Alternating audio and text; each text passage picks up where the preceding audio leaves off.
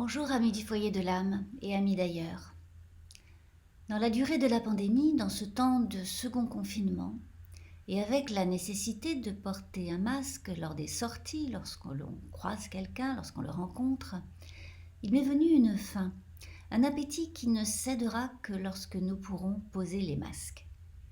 Il s'agit d'une faim de visage, des visages entiers, visages découverts, visages révélés, visages dénudés, vis-à-vis et face à face. D'une part, cette faim est inconfortable. Elle exacerbe l'attente de la fin de la faim. Elle est pétrie de frustration.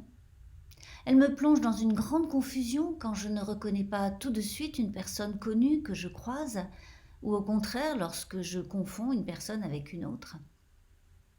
Alors certes, les yeux et leurs expressions, les regards et leurs nuances ont pris une grande importance et rendent plus attentif à cette partie de la grammaire de communication. Cet exercice est passionnant et parfois déconcertant. En même temps, je ne veux surtout rien faire pour mettre de côté ou pour oublier cette faim.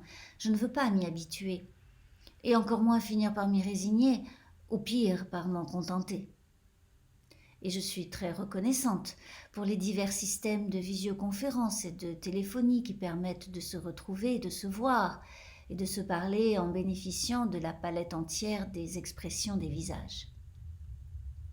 Et d'autre part, cette fin constitue un rappel permanent et aigu de ce que représente un visage. Dans un visage, il est question de la singularité de chaque personne. Chacun a son visage, et il n'y a jamais rien d'ordinaire dans un visage qui présente une personne unique, qui a une histoire unique, même si le visage ne révèle pas forcément beaucoup de qui est cette personne et quelle est son histoire.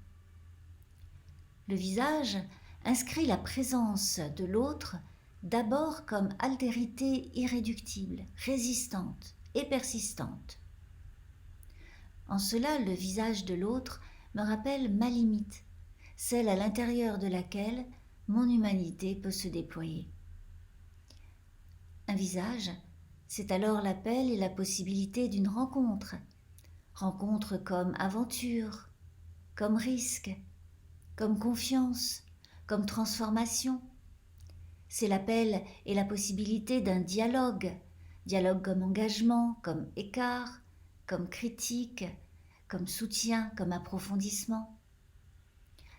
Le visage de l'autre ranime des possibilités qui permettent de ne pas se satisfaire de ce qui est, une intranquillité dynamisante, ou qui fait carrément office de dynamite contre les catégories, contre les injustices, contre les exclusions. Mais il y a plus encore. Le visage de l'autre me parle, quel qu'il soit, car je ne pense pas ici aux traits du visage ni à des expressions.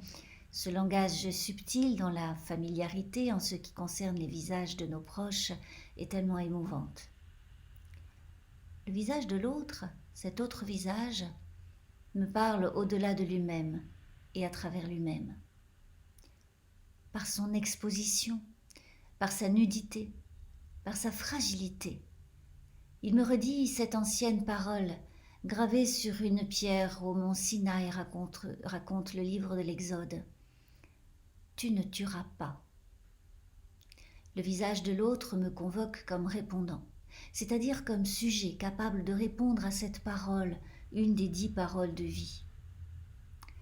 Le visage de l'autre me convoque pour traduire, pour incarner ma réponse, et le nombre des visages que je croise dans une journée m'exhorte à penser à toutes les occasions d'être responsable dans le souffle de cette parole. Et c'est toute une éthique qui se déploie, car l'élimination de l'autre, pour le dire autrement, ne pas lui laisser de place où il puisse vivre, cela passe par bien des moyens qui ne relèvent pas du meurtre direct, mais qui sont dissimulés dans les méandres et complexités du monde d'aujourd'hui, avec ou sans pandémie. Ce que me dit ce visage, c'est qu'en lui, au-delà de ses caractéristiques et de sa singularité, à travers sa vulnérabilité et son dénuement, passe un autre appel. Un appel à aider à vivre, et donc un appel à vivre. Cet appel est écho du Christ, insaisissable et insistant.